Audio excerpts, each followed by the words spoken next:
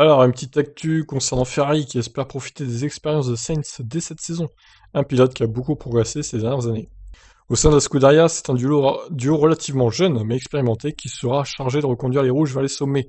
Leclerc a déjà prouvé sa valeur à Mattia Binotto, mais c'est aussi le cas de Carlos Sainz selon lui, même si l'Italien n'a pas encore pu travailler avec l'Espagnol en piste.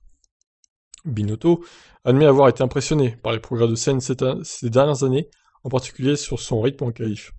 Carlos est un pilote rapide, il est très fort. Si vous regardez la saison 2020 qu'il a faite, c'était vraiment une très bonne saison. Il était plus rapide en qualif, et je pense que si vous regardez les années passées, il n'était pas si rapide que cela dans cet exercice. En 2020, cela a changé.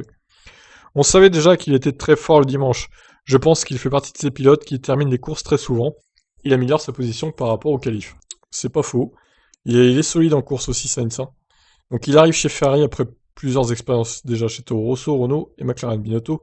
J'espère que Ferrari bénéficiera immédiatement de ses passages dans d'autres équipes. Il a eu de nombreuses saisons dans différentes équipes, différentes méthodologies en termes de travail avec les ingés, d'approche des réglages. Il nous apportera donc certainement une expérience différente et nous sommes encore une fois très ouverts à entendre, à écouter et finalement à apprendre là où c'est possible. Et je pense que nous en verrons déjà le bénéfice dès 2021.